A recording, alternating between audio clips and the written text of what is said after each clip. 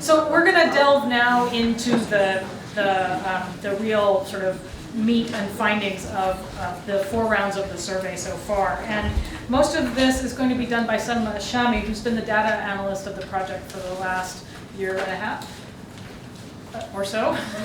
It seems like 6 years, but the study hasn't been going on that long. So Salma's a political methodologist and the data analyst, and she's designed and conducted mixed methods research projects in countries throughout the Middle East, Syria, Turkey, Lebanon, Jordan, Iraq, and Libya. And so we've been really lucky to have what I affectionately call a total data nerd with us on this project to really kind of crunch the numbers and make sense of them and tell us what she sees. So she's going to start. We're going to kind of, this, as you can see, there's a lot of people up here, so there's going to be a lot of us talking. Welcome, Salma, thank you. Good morning. So I'm going to pick up, well, let's just talk about what we're going to do today. We're going to talk a little bit about the qualitative and quantitative methodology of this study and reinforce what makes it what makes it unique and why it is a model to emulate in the future. And we're going to talk about the findings in 2 separate ways. First is by the 8 criteria that Beth this morning discussed, and second, to kind of draw thematic conclusions of what we can take away. And we'll end by guiding you to the past publications that we put out. Some of them are in your hands, some of them are on the website, but then also what this suggests about future research.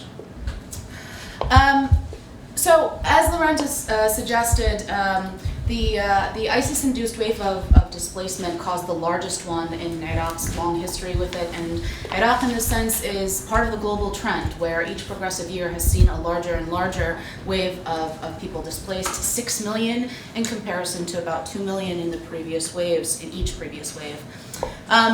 So the research questions that guided the project based on that context was how do displacement and access to durable solutions among IDPs change over time, right? So this mandated that we actually wanted to look at this not at one frozen moment, but over kind of the longue durée.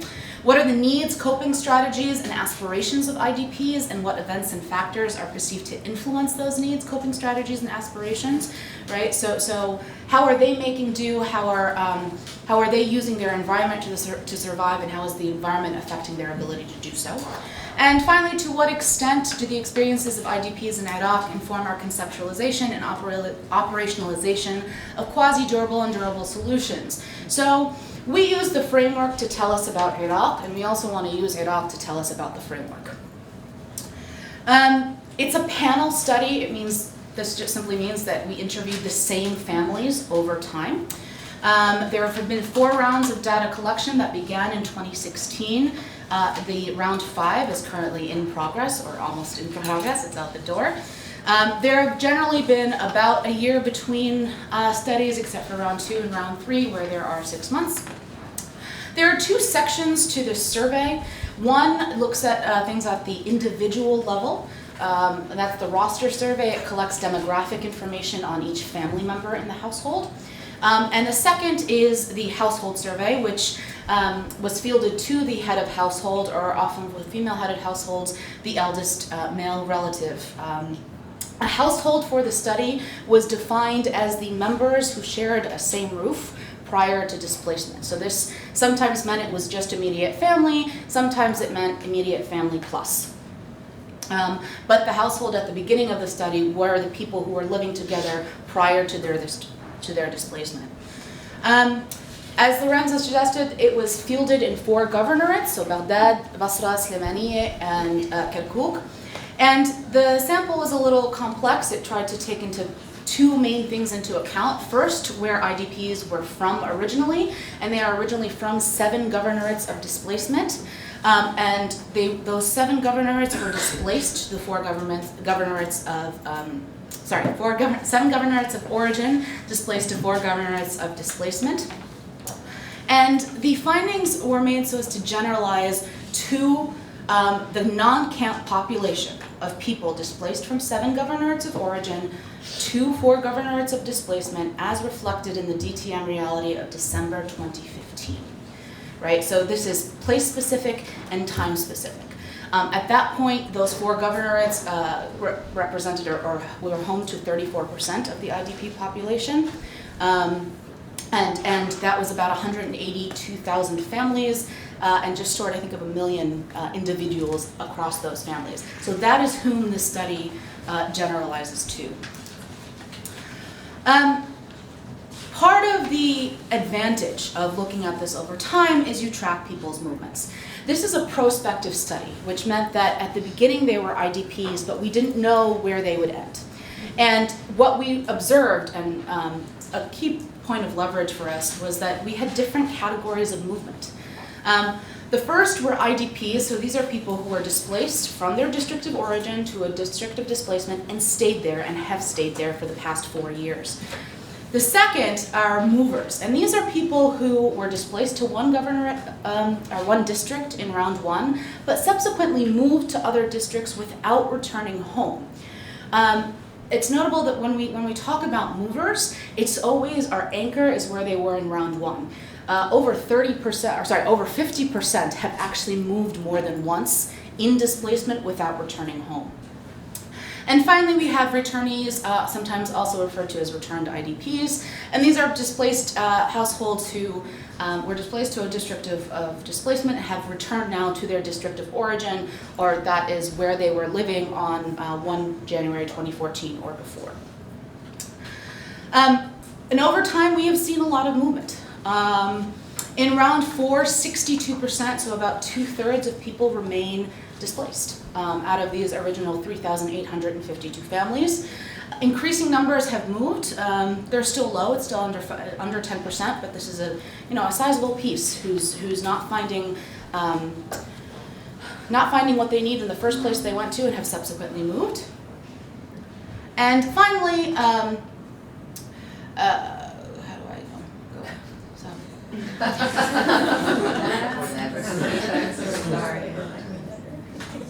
Data nerd and tech. Finally, returnees who have returned to their governorate of origin. We've seen increasing numbers of those over time. Teaser for round 5. The greatest leap has been between round 3 and round 4, where we've gone from about 600 to about 1,100 returnee households. Going into round 5, I think we're about 1,200 or 1,300 now, right? So that's going to be an interesting pattern to see, to be able to compare what happened between rounds 3 and 4 that isn't now happening between rounds 4 and round 5. Story. Apologize. This story is one illustration of how and why people move. December 2016, Kirkuk City, Kirkuk Governorate. I worked as a taxi driver. We left Mosul fearing aerial bombardment when Daesh started to take control. At the beginning, we went to my uncle and my father-in-law's house. I feel safe here because my wife is originally from Kirkuk and all of her relatives are here. We lived with them until my financial situation improved, and we were able to rent a house for my family. I do miss my friends in Mosul, the atmosphere of the city, the traditional food, and the area's culture and heritage. I cannot provide for all of my family's needs, but we are being economical in our spending. We wait until my city is liberated, then return there, and be done with the burden of the expensive rents, which would free up a lot of our money. I think that my wife hopes that we will stay here in Kirkuk and live close to her parents. August 2017, Kirkuk City, Kirkuk Governorate. I am comfortable here, and I get used to living in this area. In addition, the people of the area now know me well, but for sure, I wish to return to my region. However, the security situation is neither good nor stable. I'm still working as a taxi driver. I previously received aid from organizations and the government, and this aid helped me a lot in meeting my needs and the needs of my family. But we haven't received anything from them in a long time. October 2018, Benslewa, Erbil Governorate. We moved to Erbil last year, because job opportunities and the living conditions here are better.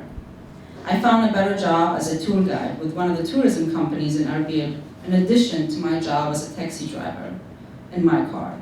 I borrowed money from my friends here, and thank God I was able to pay it back in this last period. I don't want to return to Mosul now because there is no housing available for us there. Everything is destroyed now because there are no job opportunities and there's a lack of services. I don't intend on returning again at the time being. But if I returned, more than anything, I would miss my current job at the tourism company that I work with right now because of how much I enjoy this work, and my colleagues are good to me here.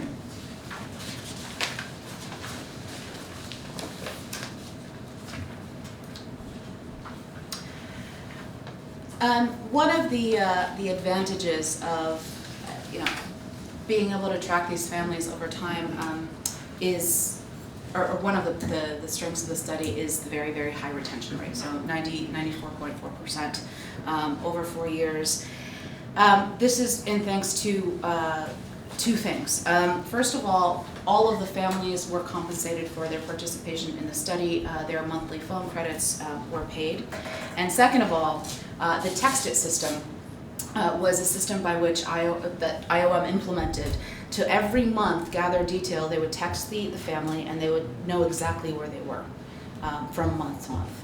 And that basically helped IOM field research and the IOM field team know exactly where these families were and know to keep them in the study. And this is a huge part of what made this a success.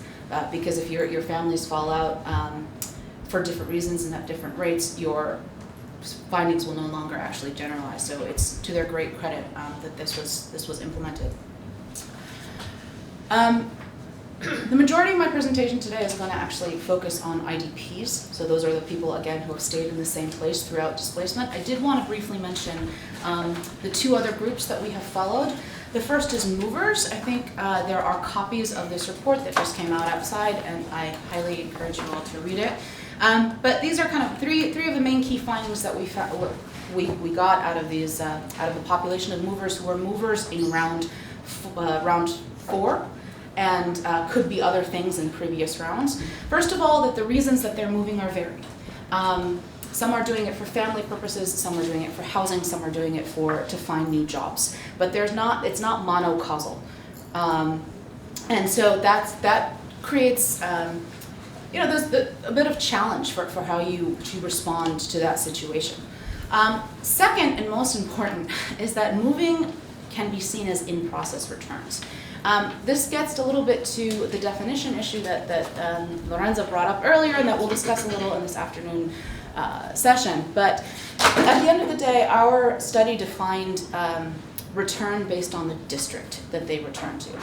In that sense, districts at one point might be arbitrary. If your house is completely bombed and you're technically in a different neighborhood, you're as close to home as you can get, but you're not maybe exactly there. And what we saw, and this is especially true of those families returning to Salahuddin, is that they're in the governorate and they're almost home, but they're in neighboring districts, right? So it seems, per our study, these are technically still movers because they have not technically returned to their district of origin. So these are people who would probably need a little bit more help, particularly with respect to housing, to finally actually be able to get home, to kind of fall into the durable solution of return rather than integration. And that is related to the idea that movement, not all movement can be seen as secondary displacement or forced return, right? If we think about these kind of in concentric or Venn diagrams, maybe all failed returns are a form of movement, but not all movement is a form of failed return. Such that these are not people who tried to go home, were not able to, and left. These are people who are trying to go home and have not yet been able to do so. We have similar findings, or we have findings related to returnees. There is an article that was published after the round 2 data came out in the Journal of Peace Building and Development. But in this latest round, we actually also did this longitudinally. So we tracked the 427 returnee families who have stayed returnee families over time. Notably, 74 of them have returned to Anbar. So of those 427, 74 to Anbar rather than to the remaining 7 governorates of origin. 70% said their standard of living had returned to what it was prior to displacement. That's the first time it hit that number. More than 80% have returned to the jobs that they had prior to displacement. And we've seen an increase in the share of those applying to property compensation, but no one has received money yet. Notably, moreover, what we've seen is kind of stagnation in the reported damage to housing. So people who have said that their housing has been partially or fully damaged have reported that for 3 years. That kind of has stayed stable. And that is related to compensation and compensation mechanisms. More and more people are now applying. The system has just gotten up and running. So it'll be really interesting to see what happens in the next round. I'm going to let Rochelle talk a little bit about the qualitative methodology, because it's So the qualitative methodology was we do 160 interviews with every round, 80 interviews with IDPs, and 80 interviews with host communities. And that's been pretty consistent for the 4 rounds. We added in round 3 25 returnees to make sure we were capturing returnees. And we also then added in round 4 20 interviews with 8 organizations, local, national, and international, just to kind of add in that kind of aid component to understand in particular local aid organizations and what they were doing, because it's harder to find their reports, etc. We also have we'll talk about this more in the afternoon if people are interested, but we also decided to do the qualitative study longitudinally as well. So starting from round 2, we've interviewed the same families over time, so that we weren't just kind of randomly gathering information about a bunch of different families. We then started interviewing the same families. So round 2, 3, 4, and 5 are all with the same families. And so you heard from the mover, the story that was read. It's really interesting to be able to see and track how someone feels about return over time, how someone finds a solution. They get a job and move. And so that's what doing this longitudinally is allowing us to see how the same family situations change over time and why. We've done all of the translation and the coding of the interviews here at Georgetown, and I think this is about a quarter of the team that did the translation and the coding. There's others of them out in the audience, and then there's others of them that have graduated and gone on. It's a Herculean effort, because we have now, I think, over 500 interviews that people have translated from Arabic to English and then coded. And we've used, I think I've hired about 15 different research assistants and had other people, and I've also encouraged students to use this data in class projects, and so I wanted to show you a couple different projects. We have a student from Bahrain decided that she didn't know enough, she'd never heard of Yazidis and didn't know a lot about Yazidis, and she thought, I want to write about Yazidis. And so she wrote this children's story about Yazidi traditions and families and displacement. It's a beautiful story. It's been published. It's on Giadala's website if you want to look it up. It's a graphic story, so she illustrated the whole thing as well. I had students that did really good research projects, but they don't do as good of visuals, so you're only getting the ones with the good visuals. I had another undergraduate student write a graphic novel about a girl from Ramadi, and so she illustrated this whole thing and told this story. And so what I encouraged the students to do in their work was to read through the interviews. I mean, we opened up access to the interviews for them and read through the interviews, and these are sort of fictional creations, but they are also there. And then we had I'll show you a video a little bit later. I don't want to pop out of this. But we also had a whole, we've created basically what is an Arabic musalsal, an Arabic series. Yeah, series. It's a 10-minute puppet show, and it's a love story between Saadia and Abdullah, and it's made with finger puppets, and it's an incredible kind of story. I didn't know that we were training people for like television fame, but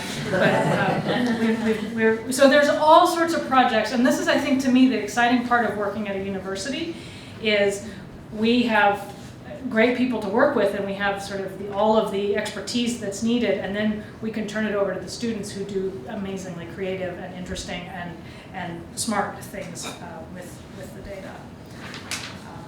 I think it's back to you. Okay. So we're going to attempt to answer this question: have IDPs reached a durable solution? I'll see with what ability. So again, like I said, the following is just about these IDPs. So returnees and movers are not in this. They are taken out because, again, because this is a prospective study that's done looking forward rather than looking back. Movers and returnees do not represent all movers and all returnees in Iraq. These IDPs, again, do generalize to what is now about 90,000 families who are still displaced and in these 4 governorates of displacement. As you see here, the vast majority are in Baghdad still, so 62% are in Baghdad, followed by about a third of them who are in Kirkuk, and fewer numbers are in Basra and Slaymaniyah. So this again reflects the population that was reported in IOM's displacement tracking matrix in 2015. And really without that tool, again, as Lorenzo said, we would not have a good sample frame. And the research that you do is really only as good as the sample frame that you have to really be able to say this represents these people. Yeah. May I ask, you mentioned text state, Mm-hmm. but I mean, there are like more than 4 million phone numbers in Iraq. So what made you choose these 4 numbers to target? I mean. Oh, okay. So the TextIt system is keeping track of these families who are enrolled in the study. It wasn't like a random digit dial. Read that. How were these families Yes. selected? You know what? I'm going to let Lorenzo talk a little bit about that. I'm sorry if I ask something not in the right time, but because I'm just trying to figure it out, because this is amazing. I mean, to get 4,000 families. So to go through each of the criteria, the first is safety and security. As a reminder here, so the main tenets are physical safety and security and the protection by national authorities, freedom of movement, and the ability to leave their areas of settlement and return. And one of the things that the study has consistently found is that displacement is a solution to immediate physical security threats. In round 1, just over 70% said they, pre-displacement, right, said they felt safe. This is before people left. And when they reached where they got to in round 1, the percentage that said they felt safe actually skyrockets. And actually the percentage specifically that says they felt completely safe increases exponentially. When we asked in round 1, what is the reason that you chose the location that you went to, the plurality of people, so 46%, said it was because of the safety and security of the region that they were moving to. Fewer than 1% in round 4 and fewer than 5% throughout said that they have faced any type of security threat. Those things, that includes things like petty theft or vandalism or physical harassment or personal family harassment targeting. So people physically felt safe. The other kind of aspect of safety is integration, right? So you're not just talking now about whether you physically feel safe, but to what extent do you feel like you belong? To what extent do you feel like you are not ostracized by the community that you're in? And this has also actually increased over time and has been pretty good over time as well. So the majority now feels, by round 4, 90% say they feel like they're accepted as members of the community. And 90% say that they feel that their values are compatible with the values of the community around them. Trust has also increased. So between rounds 3 and 4, trust in neighbors increases by 15 percentage points between 70 and 85%. Trust in the local merchants and shopkeepers almost doubles, but between 44% and 65%. We have a story about safety. An IDP from Beijing, in Salah ad-Din, displaced to Kirkuk, explains why his family feels safe. My family and I feel safe here because the people in this area are peaceful and collaborative with the security forces. The situation has not changed since I came to this area, and until now, the situation has stayed the same. People are welcoming of strangers here in this area, and they help strangers, which is why, until now, the area did not face any security violations or problems. A university lecturer in Basra commented on the integration of IDPs into local communities. Indeed, IDPs have become part of the community as they're now working, studying, and living here with us in the same environment. I don't notice any real barriers between IDPs and the host community, although that doesn't mean they don't exist. Mostly, the IDPs have integrated with the community after their initial period of displacement. I will say there was sympathy from the host community when the IDPs arrived, which made their acceptance from the community happen quickly for them. Second is standard of living. So an adequate standard of living includes access to shelter, healthcare, water, food, and other means of survival. And again here for the last 3 rounds, about 70% of families have said that they are able to provide for their basic needs. And so that again includes access to food, water, healthcare, shelter, and education for their children. It goes up significantly between rounds 1 and rounds 2, but then as you see it kind of plateaus around 70%. So there's still 30% who really don't feel like they're able to meet what they need to be able to survive. Slightly more problematically are the strategies that people are having to resort to be able to meet their basic needs. So there is an increase between rounds 3 and rounds 4, and the share that needs to borrow money to be able to do this. There's also a tremendous increase, it almost actually triples, in the share that needs to reduce food consumption to be able to do this.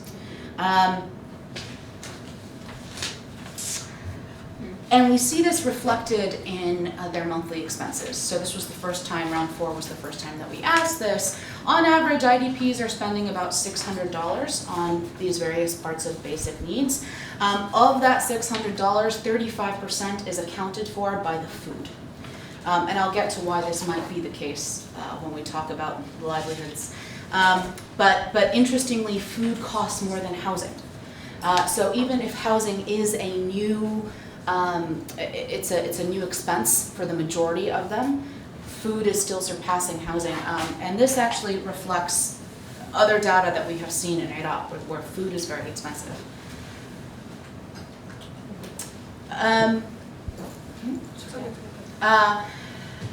That said, what we've also seen over time is that more and more people are actually beginning to say that their standard of living is similar to the standard of living of host communities. So by round 4, 52.5%, that's the first time, that's a slight majority, so half of IDPs say that they are on par with the host community around them. And this is really important because this is one of the very clear ideas of getting back to this idea of discrimination in the durable solutions, where people's perceptions now are that half of them say that they're on par with the host community, that they're not doing worse because they are displaced. And even better, a very small share say that they're doing better than the host community, which is great to see. Interestingly, when you ask them about comparisons to other IDPs, they still have the perception that they're doing worse, right? The family is doing worse than other people. The other part is when we ask them to compare to their situation over time. And this now we're also seeing that most people are now saying that their standard of living is comparable. It's the same as what it was prior to displacement. An IDP from Al-Muqdadiyya in Giadala, now living in Basra, describes his inability to provide for his family's needs. Our income is no longer enough to cover the basic expenses of the family. What I earn in money is spent on paying rent for the house, which is Iraqi dinar 150,000, and providing some basic food items such as sugar, tea, bread, and some vegetables. Sometimes I can't even provide for vegetables for my family, and we depend on the sweets we sell for food. I gave up so many things, including and most importantly, the education for the children, because I can't afford transportation fees and provide clothes and school expenses. So standard of living is very clearly linked, as I think most of these solutions are, to livelihoods and employment. So again, the criteria states that they have access to livelihood employments, and that those livelihoods and employments allow them to fulfill their basic socioeconomic needs. And what we've seen over time is particularly a problem with one sector, and that's the informal sector. Many people are finding jobs in the informal sector. That peaked in round 3 at 43%. So 4 in 10 households were working in a sector that is known to be unstable, where wages go back and forth, where they're not necessarily getting paid on time all the time.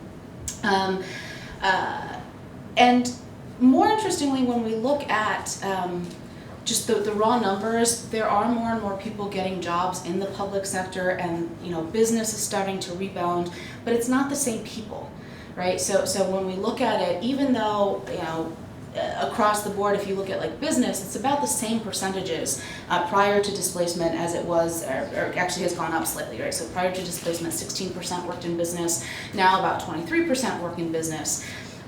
It's not always overlapping, right? So just because you worked in business prior to being displaced, it doesn't mean you're working in business now. It looks like the public sector has picked up a lot of that, and the informal sector has picked up a lot of that. One thing, and we'll talk about this a little bit this afternoon. Round 1, we saw that 98% suggested they had no source of income. That could be the case. It could also be the case that there was a translation understanding, where people, when we use the translation for the word income in Arabic, people understood it to be something steady and every month, such that almost like a salary. And so 98% said, I don't have that anymore. So it could be, so that's probably the case that they didn't have a salary. But whether there was no source of income or no money coming into the family is not actually something that we can speak to.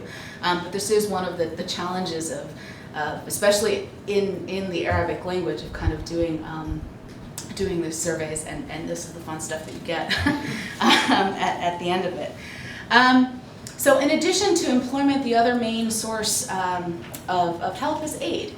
And that has decreased over time, right? And this is to be expected, because again, the ISIS crisis, if we put the time bookends on it between 2014 and now, these are people who were displaced before 1st of January 2014. There have been people displaced after that. So these are progressive waves. And that, I think, partially explains why the amount of aid that this group is getting has gone down tremendously. In round 1, over 80%, round 1 and round 2, over 80% said that they were receiving some kind of aid. Among those who were receiving it, at the beginning it was mainly in the form of cash or food and water or non-food items. By rounds 3 and rounds 4, it's less than 10% that are getting, by round 3 it's less than 15%. In round 4, it's only 7%. 7.5% of IDPs are saying they're getting aid of this wave. In the beginning, there were NGOs and the central government who were really picking up the burden of this. And then towards the end, that aid has kind of fallen back a little bit. NGOs are still providing most of the aid, but it's 80%. They're providing 80% to 7.5% of families. So basically what that suggests is that the amount of aid that NGOs are giving, and the UN is included in that, the amount has stayed the same, right? The actual amount, the number of people they're able to reach is less. Do we have a story? We have a story about aid. So an IDP originally from Sayyid in Babel, living now in Slimaniye, discusses how he found a permanent job while in displacement. I used to work as a generator operator, and now I am working as a sales staff in a car showroom. I got this job through the help of a friend. An aid worker from a local aid organization based in Basra described the challenges their organization faces. Funding is the biggest challenge. There is not enough funding for the local organizations, despite the local organization's great knowledge of the societal conditions in all its categories because they are closest to the community. The lack of trust between the local and international communities pose an obstacle to the existence of sources of funding for local organizations. The solution is to encourage good coordination and information sharing, creating trust and thus joint action.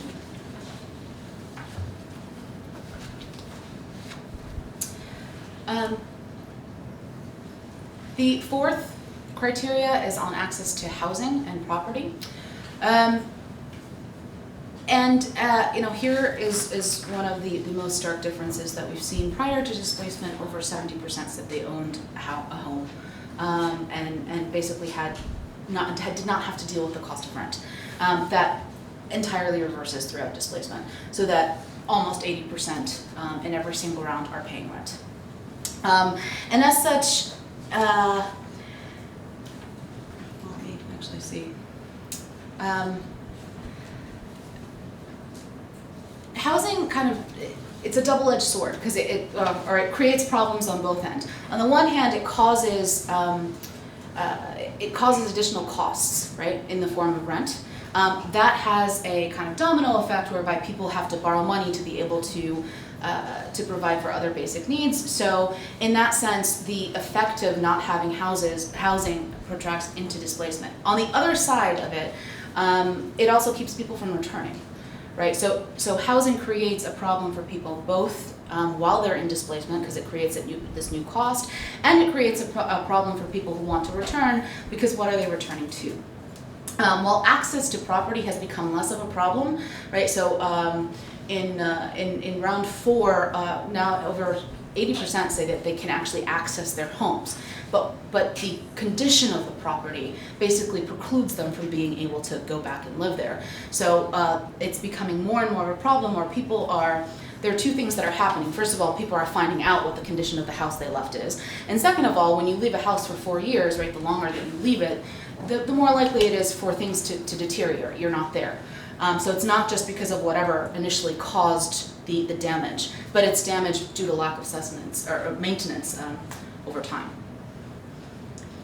As an IDP from Kirkuk Governorate, who's displaced within the governorate itself, describes, We visited our area of origin, but there's unexploded ordnance, and the Iraqi army did not allow us to enter for our own safety. Houses there are destroyed and are uninhabitable. The things we used to own were burned. Another IDP originally from Khaniqin in Giadala and now living in Baghdad describes her family's difficulties with rebuilding their home in Giadala. Some months ago, we visited the spot of land that we had previously known as our house. Until now, we are not able to rebuild it because of the lack of compensation by both government and organizations. I do not have enough money. It is impossible to rebuild. I stand with folded hands facing these circumstances. An IDP from Hawija, Kirkuk, and displayed within the Kirkuk Governorate, describes the destruction of their house and farmland in their village of origin. We had in the area of origin a house and farmland we used to farm and benefit from its crops. But because of Daesh's attack, the house was damaged and only the walls remained. The farmland we used to own was set on fire, and a section of the trees planted became ill because of the burning and contamination of the environment with chemicals. We need stability of the security situation there, and a reconstruction of our house so that we can live in it again and reestablish the farmland.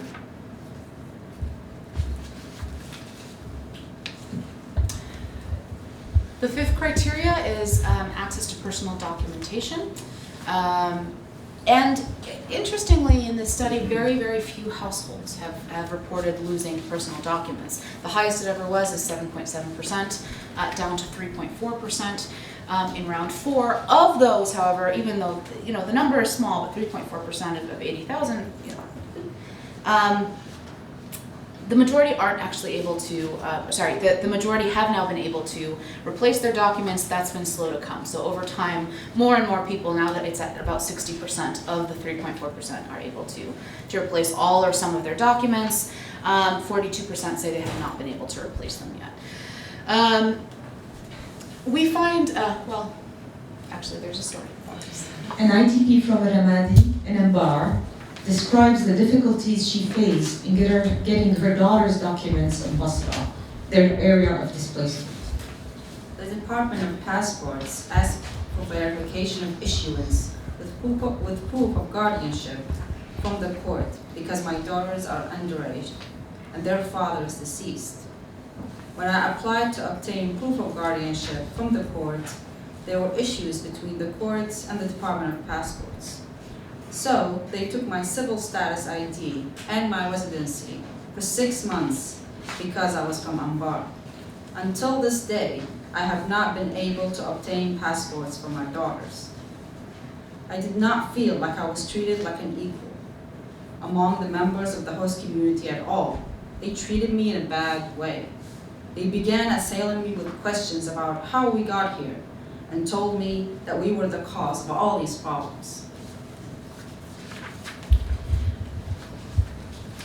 So family reunification is the 6th criteria, and again here, throughout the study, we have less than 5% have reported that they have been separated from their family members for more than 3 months.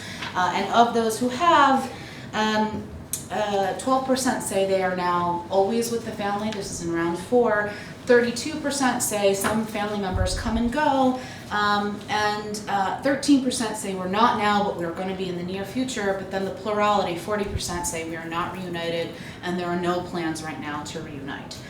And I should mention here, so some of these 2 findings in particular raised a few eyebrows because this is, in other contexts, something that is frequently experienced. So people are separated or that they lose documents. And 2 of the things that have been posited both in the policy and academic communities have to do with when people flood and whether or not there's a learning curve that happens with displacement. So interestingly, among this sample, 50% actually fled after the arrival of ISIS. One would think that the hypotheses suggest that if you fled beforehand, you'd be thinking, okay, this is coming, I'm going to pack my documents and go. That doesn't seem to be the case here. Furthermore, with respect to the learning curve, less than 4% actually had been displaced within Iraq prior to this last wave. So it isn't necessarily a learning curve that's happening. But yeah, so we have yet to entirely. They just haven't lost documents. It hasn't been a problem, which is a good thing, right? Like instead of there's been focus on why aren't we seeing this, it's a good thing. The 7th criteria is participation in public affairs. So this is the right to do so on equal basis with everyone else, to associate and freely participate, to vote in elections, and to work on all sectors of public service. Public service previously, as we saw, it seems like many of them are working for the government, and we have seen over time that participation has increased. It's always been fairly low. And I might add that when we ask about this, we don't just ask have you participated or not with the background of thinking that it's either going to a meeting or volunteering or donating money. We specifically ask about 20 or so activities that include things like unions, charitable organizations, women's rights groups, sports groups, kind of the whole gambit of what would be considered civil society. It has risen over time slightly. The thing that's really driving up that line at the bottom is participation in school or some sort of parent or school group more than anything else. As we know, in May 2018, there were parliamentary elections for the 329 seats of Iraq's Council of Representatives across the 18 governorates. We asked the head of household here how many of them voted. 55.8% said yes. We do have national statistics. Unfortunately, we can't directly compare. National statistics don't just ask about head of households. That probably would be higher. National statistics look at the entire voting population. The entire voting population here is larger, likely, than the head of households. We just asked about the head of households. The national election, and if they didn't, so for the minority here that did it, 53% said that they had no faith in the political system. And the remaining said that they had problems getting, or they didn't get the biometric card in time to be able to vote. And finally, a smaller percentage said that they weren't actually able to travel. And from our understanding from the enumerators, there was a little bit of question as to whether people had to vote in their like they had to travel back to their governorate of origin to be able to vote, or if they could actually do so in the governorates where they were displaced. That varied a little bit. And we do have a story about participation. An IDP originally from Khanaqin in Giadala, displaced to Sulaimaniye, further explained. I voted in my governorate of displacement and was disappointed. I did not trust the process, and I never do, because there is a lot of fraud in the whole process. There is no transparency in elections. An IDP from Beji in Salahuddin and living in Kirkuk described to us the voting process. We voted in the elections, and 2 months before that, the committee came to the village from the High Electoral Commission, and they updated the electoral card in preparation for the election. On the day of voting, we went to the school in the village and we voted. It was an easy process. Finally, access to effective remedies and justice. This has to do with access to transitional justice, to reparations, and information on the causes of justice. Primarily, we asked this in this.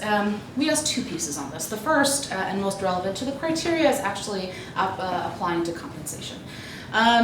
We saw an exponential increase between rounds 3 and rounds 4 of the number of people who are applying to compensation from the Iraqi government, and specifically to the Central Committee for the Compensation of the Affected. And this is really fascinating because in round 1, less than 2% knew something like this existed. To round 4, where 48%, obviously had to not only know that it existed, but actually have tried to access it. Most of them are applying to, so there are various categories for compensation that you can apply to. Most of them are applying for compensation for their residential properties, for their houses. A smaller share is applying for agricultural land. Most of them have actually applied like 1 calendar year before the survey was fielded. So the survey was fielded between August and November of 2018. So people were saying that they had applied sometime in that past year, and most of them are applying locally at the committee subcommittees.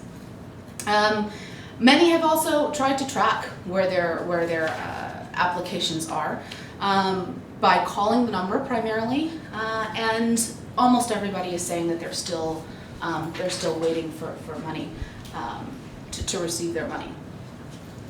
A returnee to Salahuddin commented on the compensation process. I applied for compensation for the damages that occurred to our house because of displacement, and the application is still on hold and being investigated. We submitted the necessary papers for the application, and we are waiting for the final decision. The procedures for applying for compensation is long and complicated. It requires visiting several departments, such as the police, the intelligence, the national security, and the court. It requires waiting and visiting these departments several times, and hopefully reaching the final stage of the application, the compensation committee in court. This is the point of weakness of the process.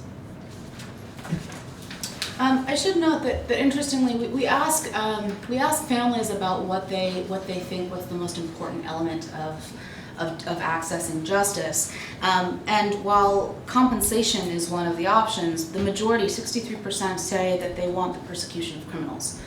So as important as this is, the conception of justice isn't just about, I want my money back or I want my house back, even though that's going to facilitate their process home. There is something kind of larger in the psyche that's going on. So have they reached a durable solution? Right, this is what we start with. When we kind of zoom out and look across these 8 criteria, I would say In the first three, safety, security, standard of living, employment, things look like they're doing pretty well, right? 95% say they feel safe, 72 are able to provide for their basic needs, and 70 say we're doing as well now as we were prior to displacement. 98% have a job, albeit 30 are still in the informal sector, and 65 need to borrow money to be able to do that. 82% are still renting versus 80, right? So this is the fourth criteria. I would say there's something a little off here. With respect to employment, I should note, and I think Rochelle will talk a little bit more about this, one of the sectors that just was highly affected negatively was the agriculture sector, where 25% worked in agriculture prior to displacement, less than 1% work in agriculture during displacement. And that slightly has to do with patterns of migration from rural to urban areas, but even those who are in rural areas aren't able to farm for various reasons. This captures right now round 4, where are we? Yes. Round 4. Yeah, so these are the numbers from round 4. Sure. So few have lost documents, few have had family members separated. 23% are participating, and 55% of households voted. And most people have applied to compensation, or almost half, have applied to compensation, and most want to see the prosecution of criminals. So here are these 8 criteria. Have they reached a durable solution? Are we able to say that yes, these people are now there? And one of the challenging things. So this is what the framework. This is what the framework told us about Iraq. This is how I'm now measuring these 8 things. Now, what does the framework? What does Iraq tell us about the framework?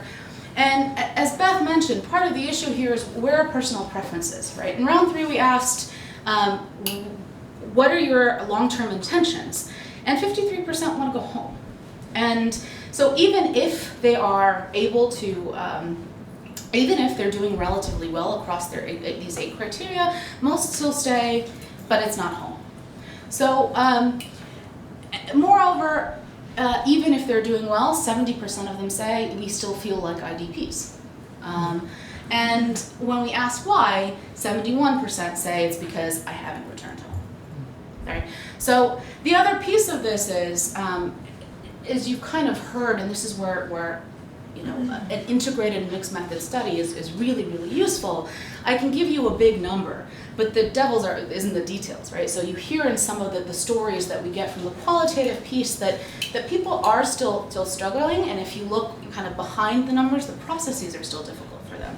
So the takeaway, I guess, from this would be, to what extent does the framework take personal preferences into account? And to kind of notice that the framework allows us to measure what they want to do and can do, but it doesn't really measure what they want to do and they can't do, right? So to some extent, we can ask about what your preference is. It's a lot more difficult to ask, are you able to do that? It's mainly always about what's precluding you from doing that. And as such, that kind of gets back to Beth's idea of looking at durable solutions as a process. And I'm going to let. Oh, sorry. If you go back to the different categories, yes. The criteria. Yes. So these are percentage per criteria, but do you have percentage, like looking at the same family, all the criteria for each family, and see how many families have the majority of their criteria met? Exactly. So that's where we are. Georgetown is looking into creating an index-like thing. Yeah. To help answer that question, right? So these are aggregates, right? It could be the case that one family is saying, yes, I have safety and security, and I'm able to meet my basic needs, but I've lost documents, and I haven't applied to compensation, right? So we haven't yet done that, and that is the next step after these 4 rounds, is to be able to see to what extent each family is doing it, and then you can break it down by where they are, and we can play with that a lot. Okay. Sure. Yeah. Yes. And assessing these 8 criteria, have you taken into consideration the access of these same rights for those impacted by conflict, but not necessarily displaced, like host communities?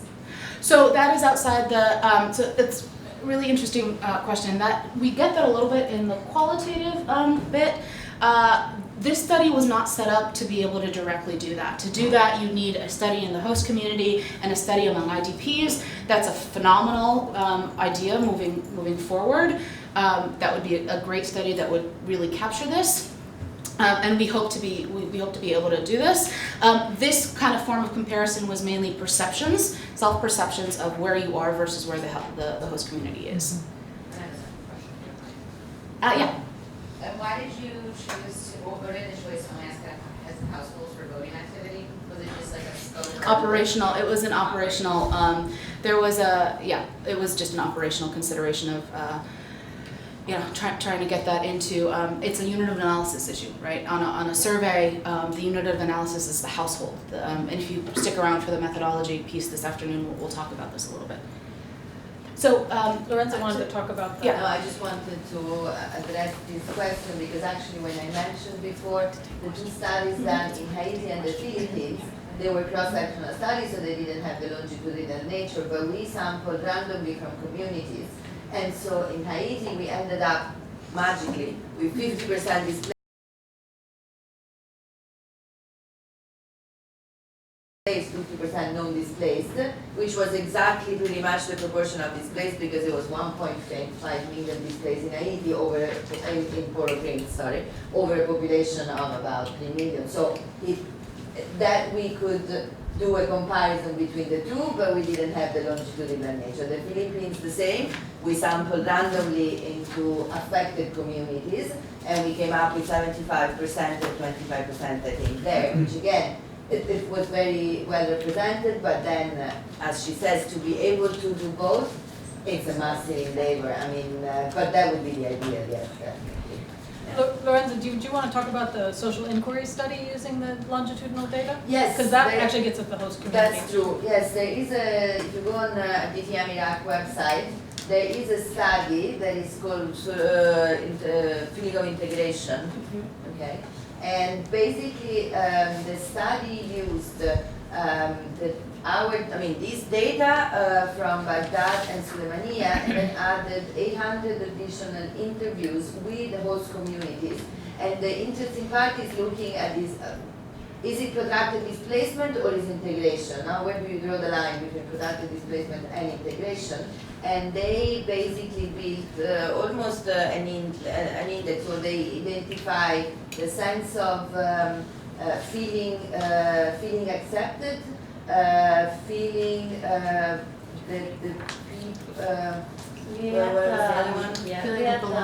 the IDP side, we have the feeling of belonging, and for the host community side, we have the willingness to accept IDP's function. So we had, exactly, in the host community, we had 400 interviews in Suleimania and 400 in Baghdad to be able to compare it this way.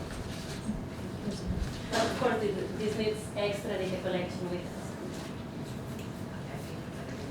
I wanted to know what the ratio of female to male into the household was. It's about 4 to 1. 4 to male. Yeah. And then maybe again another comment is that because the unit of observation is the household, that it's very difficult to understand what the other members of the family think. No? For example, young people that have moved from rural areas to urban areas, they're probably, maybe they don't feel so, they don't feel this urge to go back home because maybe the new environment has offered them opportunity, and we read them in qualitative reports and we read them in other studies done in Iraq, where younger generation maybe appreciate the diversity and the opportunity to be exposed to different contexts, learn new language, learn new skills, so that also is another limitation, if you will, that when you observe the family, you get the view of the head of household. And we had a section in round 4 that we haven't published just on just asking questions of female-headed households, and we've done a whole research project using the qualitative material on female-headed households as well. It just hasn't kind of gotten out of these August walls yet in our brains yet. One of the interesting things we've done in the qualitative, and we can talk about this more in the methodology, is we didn't require it to be with the same person over time. I mean, it was the same household over time, but one of the logistical problems is these field researchers sometimes drive hours or have to get incredible security clearances to get to certain places, and then all of a sudden you get there, and then that person that you interviewed last time and you want to interview now, has like traveled somewhere or is working and you have to come back after 7 o'clock at night or something. We can't ask that of people. And so the qualitative, we have a couple ones that are really interesting where it's like the first interview is with the father, the second interview is with the mother, and then the third interview is with like the 20-year-old son. And they're like, whoa, like there you can actually see there's one where there's the father says, I want to go back, and the kids who are also in the room and our field researchers are writing this down are like, we want to stay here, because there's like it's like a city and it's we're not hanging out with the goats and trying to make like there's real generational differences that are interesting, and sometimes the young people want to go back. I'm not trying to stereotype here, but the qualitative really give you the kind of family dynamics out of some of them, because we also said feel free to do them with as many people in the room who want to be there, so that you get the sense of this kind of family. It's a household, it's not just a person in there.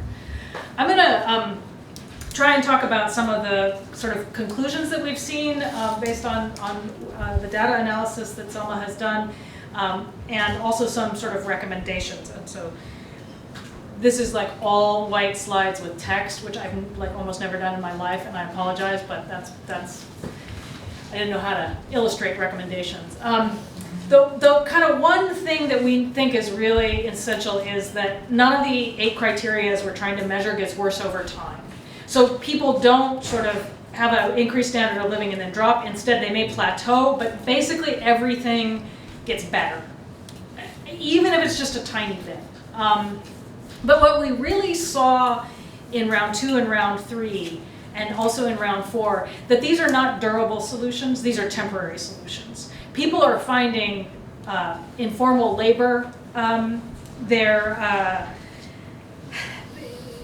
living in shared houses with other families, they're living with relatives. They're not actually finding, some are finding sort of replacement durable solutions, but many of them are living in this temporary. And so that's part of this. How do we figure out what constitutes durable in this sense? If it is sort of measured as durable, and yet it is so different than the way they had lived before. Some of the other things is that they're very precarious livelihoods, and agriculture is the biggest one. 28% of people received it was the main source of income for people before, or one of 3 main sources of income for people before displacement. And in round 4 it was 0.5%. And this hasn't really improved even among returnees as well, although they're trying to go back. And this mirrors a larger issue in Iraq in general with irrigation and water access, with agriculture in general, with agricultural supplies. But the FAO reports on this subject, and other groups as well, really chart the destruction of the infrastructure that supported the agriculture in the north and the northwest of Iraq that has been devastated. And one of the reasons we really wanted to add in the FAO agriculture module into the round 5 was because this is it just isn't being sort of talked about and considered. And it's a really important one with the host communities as well, because they're facing some of the same sort of issues. And I talked about the sort of informal, the good news about informal labor is that it dropped in round 4 to 30%. So it is actually getting closer to what it was before displacement. What we don't have calculated into all of this is sort of the kids, the young people that didn't graduate from high school, who might have graduated from high school before, and who are going into the informal labor sector. So we haven't done the work that will tell us who is doing, who are the people going and working in the informal sector. Is it the same ones as before, or is it different people? And Salma mentioned the returnee data. The main strategy that people tell us that they saw for how they met their basic needs is borrowing money. And we've seen this over time, that the overwhelming number, like I don't even know, like 90% of people are all borrowing from family and friends. It is not as if there are banks or microfinance or those sorts of things that are offering people loans and stuff. The microfinance sector in many of these places was also sort of devastated with the fighting and with the conflict, and it's very limited, if even in areas of return. And so how we try to frame it is that the burden of displacement is being disproportionately borne by the families and relatives and friends of the people who are displaced. So the displaced person needs help, they turn to sort of their nearest relatives and friends. And so and they live with them as well as borrow money from them. And so it's a kind of almost like the displacement, the burden is carried by all the people around a displaced person. It's a very kind of wraparound way of displacement. That's not to say that there isn't, that is to say there have been huge resources, and the Iraqi government has been an amazing part of giving people what they called millioniyya, so they would give them 1 million Iraqi dinars. They would register with the Ministry of Migration and Displacement, and they would get 1 million Iraqi dinars, which is $800 or so. And in all of the qualitative interviews, people say that made it able for us to survive for the first part of being displaced. So that was a really important kind of way to keep people, get people back up on their feet, and help them survive. But then people have resorted much more to borrowing because they also used up all of their savings or sold their cars or jewelry or other sorts of things. We did mention reduced food consumption, and in the qualitative you hear a lot about people, they don't buy meat, basically. Many families, or they'll buy it once a month, these sorts of things. So people are using, they're eating what wealthy people might call a plant-based diet, but that is not necessarily what they want to do. They would rather do it. And food is incredibly expensive throughout all of Iraq, and so what the cost to IDPs mirrors what it costs everybody in general. One of the things that we've really worked with is this idea of perceptions. How are IDPs perceiving what is their situation? And so we see in the justice, there's a real desire to believe in the state institutions, even though you hear from the stories that there's a kind of sort of people say, no, it's not working, it's corrupt, it's got problems, etc. But they retain a really high level of confidence in sort of traditional state mechanisms to pursue and achieve justice. Many of them may say, back where I was from, we had to go to the tribes, but here where I live now, we use the law. We go to the courts, we go to the police, and they look out for us. And that's the right way to do it. There's a lot of that kind of evaluation of this. And over time, we also see that the courts and the police retain and gain the trust of the people. So you see that over time in considerable ways, and it's an interesting finding, one that we didn't necessarily expect. And then households feel very safe, as Salma mentioned, and are becoming more socially integrated. And so, but what you get is that they feel safe where they are, but yet when you ask them, how do you think IDPs are in the rest of Iraq, they think that they're unsafe in other parts and less secure elsewhere. And so it's an interesting kind of perception that we don't totally know how to understand, because they're kind of talking about each other, and so but we want to try and give we want to try and understand and work with these perceptions that people have, and sort of because I think they're important. So we've come up with a number of recommendations over time, and these are the ones that we have come up with sitting in our ivory tower of Georgetown, and we do travel to Iraq, and we've spent a lot of time working with the Iraqi field researchers who are amazing people, and I've done exercises with them a couple of different times, getting them to really comment on and work with us on what they think what are they hearing from people, what does something mean, what is this, and they've produced reports for us too in Arabic and things like that, and they've been amazing, they've been great. And like 5 of them signed up to be here today, and I was like, oh, I wish you could be here. If you stay for the methodology part, there will be 3 of them speaking on what it's like to do this work and the challenges that they have had as Iraqis doing this. So these are the recommendations. With as many people borrowing as borrow, there needs to be better mechanisms for borrowing.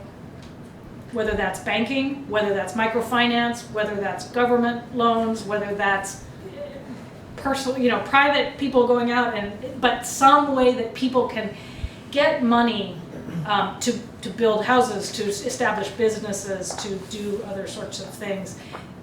And with the expectation of paying them back, of course. But the opportunities just don't exist. And so that's one thing that really needs to be done.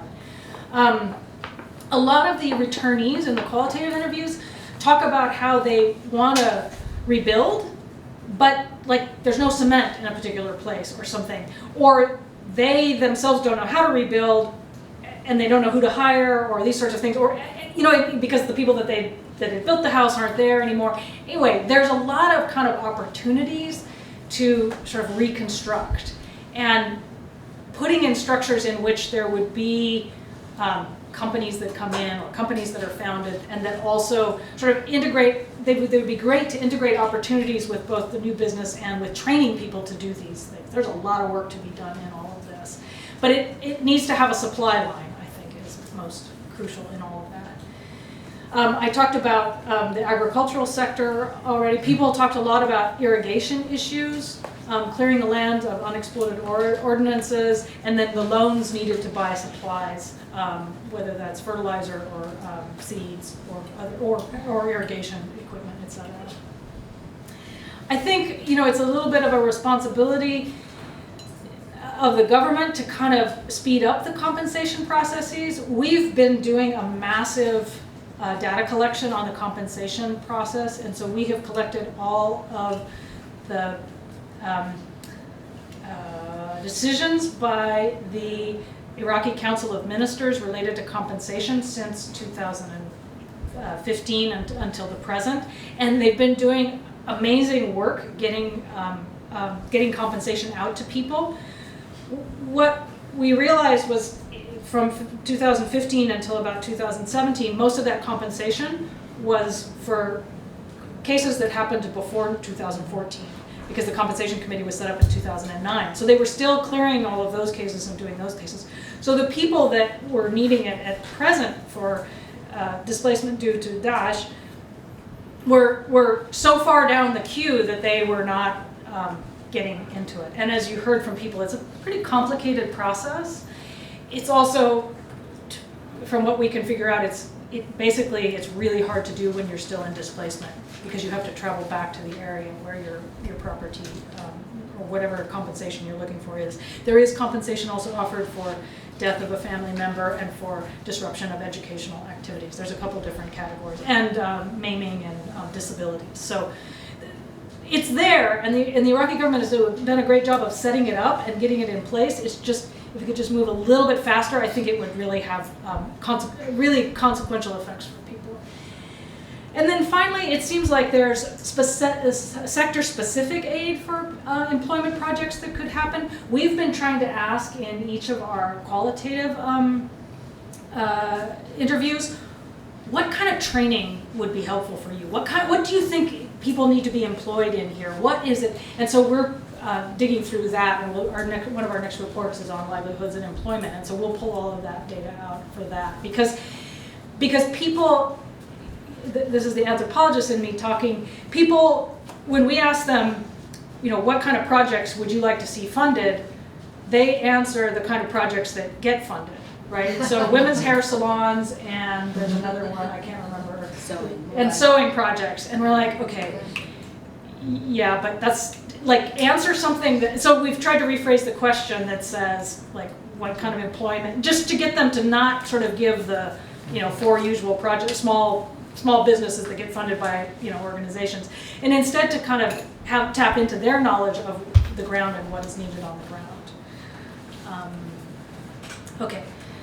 Before I move to questions, I want to thank our performing panel. It was Al-Dairani, Minatulla Alobaidi, Amira, Giadala, and we now have time for questions, and then at some point we can also go have lunch. So there are any more questions if you want to ask. Yeah, Priscilla. Thank you very much.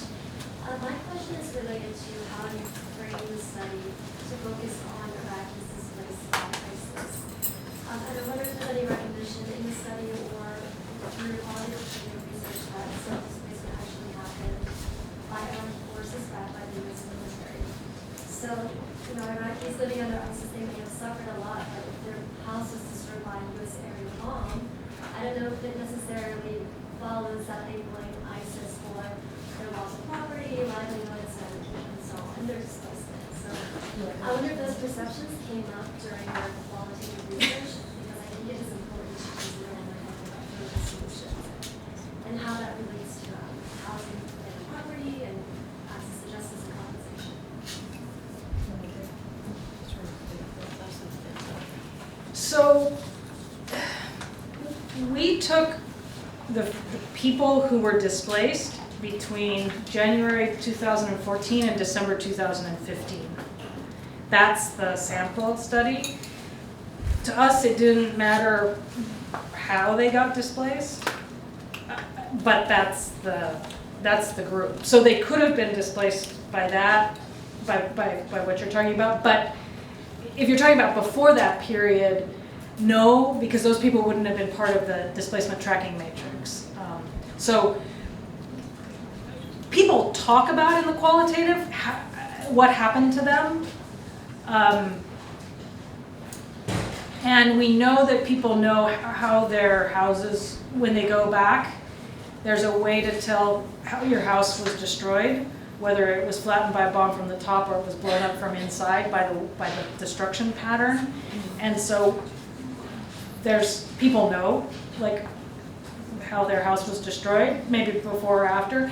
I think one of the things that comes out of the qualitative, because we asked them for stories about their displacement experience, particularly in round 1 and round 2 and a little bit in round 3,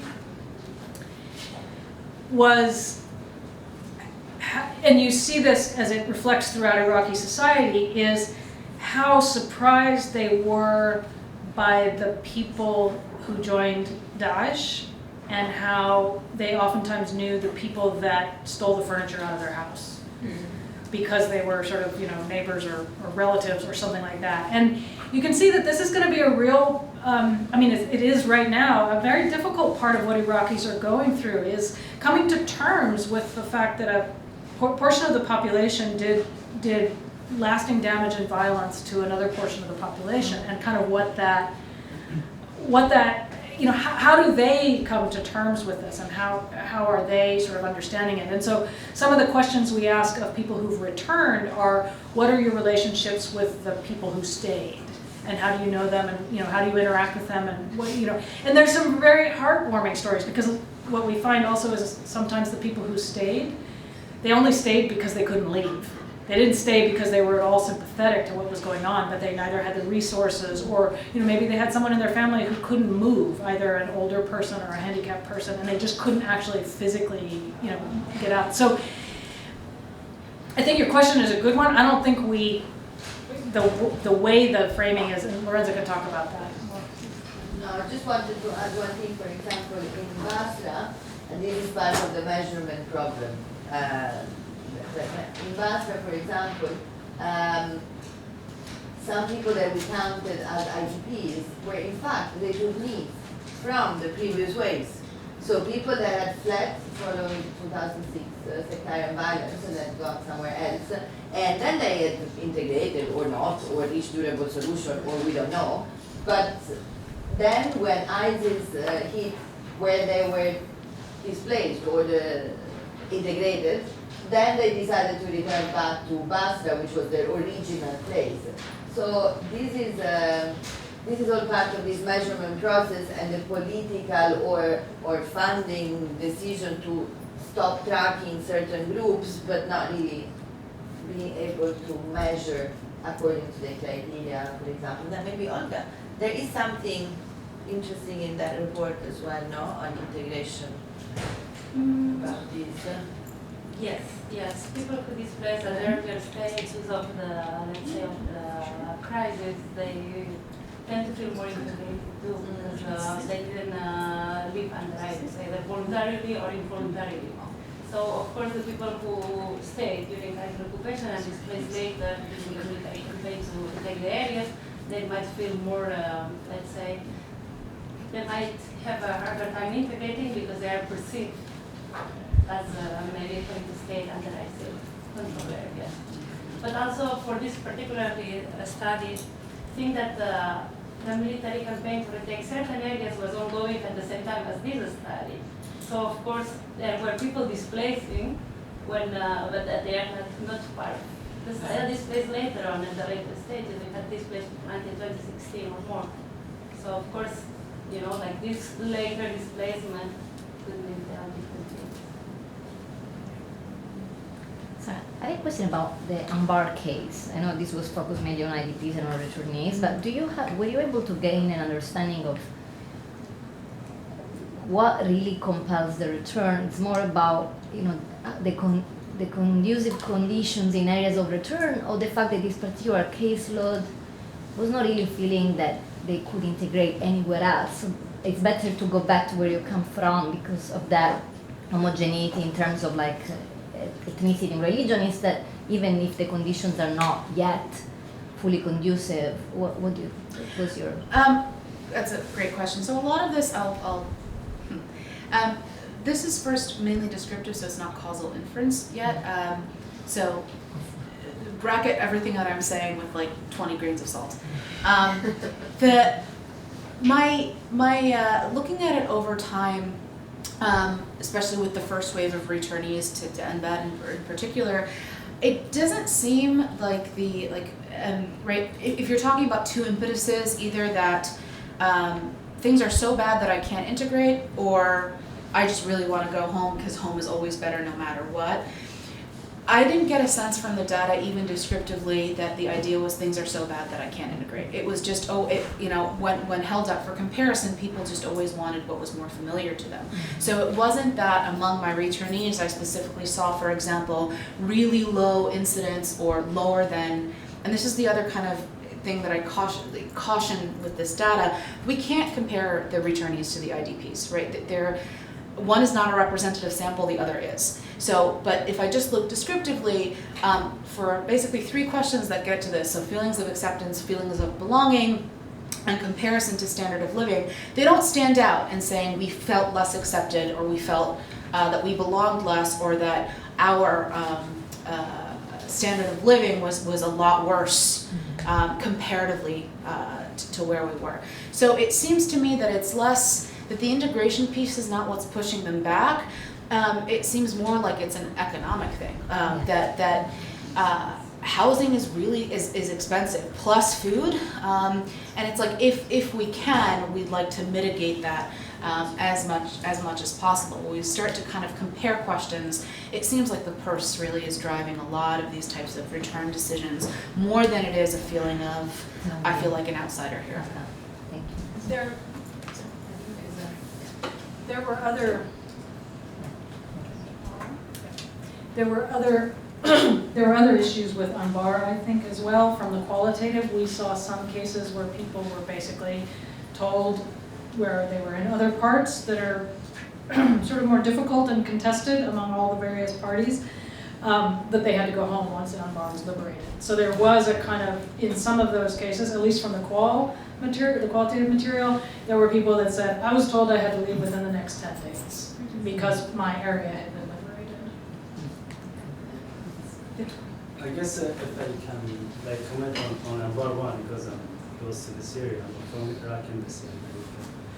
One of these things that, or the main factors that pushed Anbaris to go back home, the instructions was much less than other areas. We used to, call like red boxes.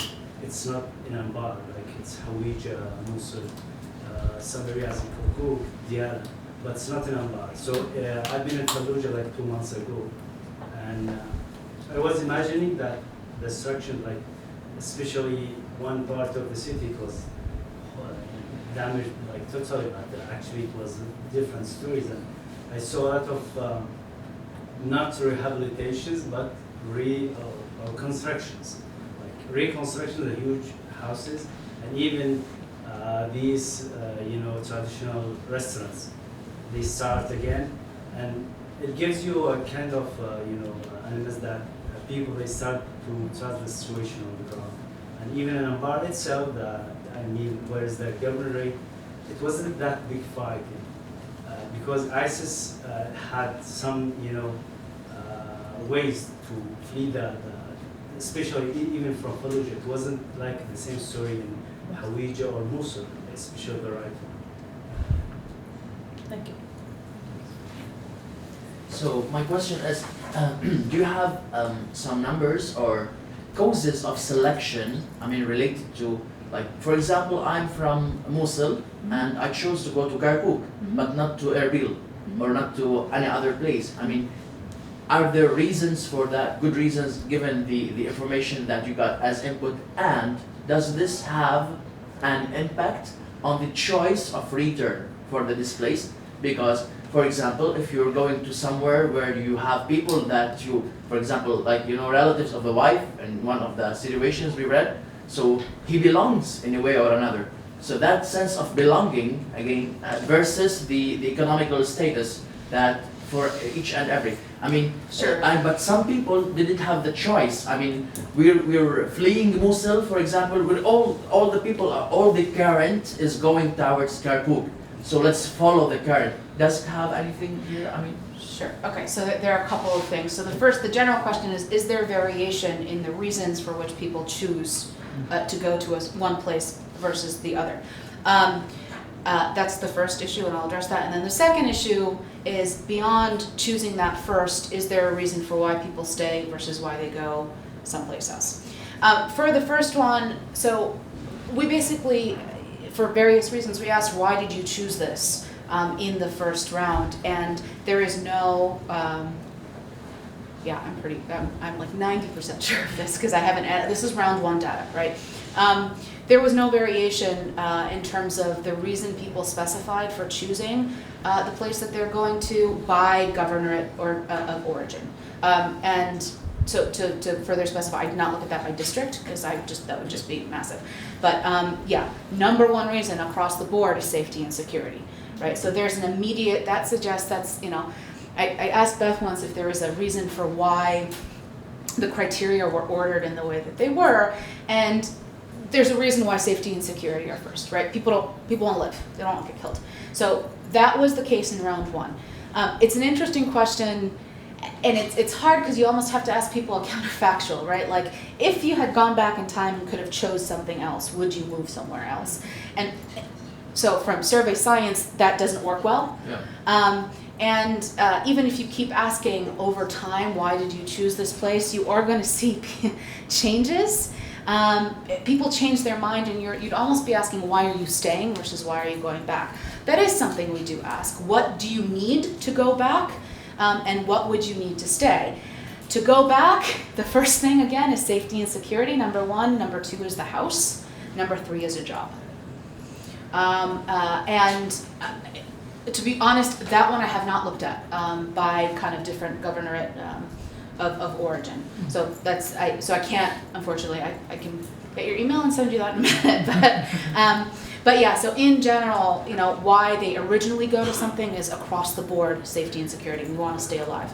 And why do you want to go, you know, if you're going to go back or not, again, safety and security. In this next round, we are asking, what is your perception of the security situation in your place of origin? Because one of the indications from this data is that the fact that they can now access it, right? The fact that 90% can access it suggests that they've been able to go back, and it's no longer a security thing that's keeping them out. When we've asked among the people who have said previously that they weren't able to access, the number one reason has been either ongoing fighting and then followed by community tensions, followed by the fact that the authorities have not let them, right? So there's something still going on there. That's no longer the case now. So it seems to me security is going to be in the future less of a reason why they're not going back, and it's going to shift more to what are we going back to? And if we're going back to nothing, do we have the ability right now to do that? Because at the end of the day, if I'm renting in a place where there are services, and if I go back and I'm going to have to rent because I don't have a house to, and there are no services, you know, you start weighing the two. Can I just add a couple of things to that? So one of the, sorry, I got your light. One of the things that people who know Iraq will know is how much Iraqis moved around because of conscription. So men were in the military, and I think most people didn't serve in the areas where they were from, and so you have a lot of experience of Iraqi men, you know, we had it in one of our trainings of the enumerators in round one, of the field researchers in round one.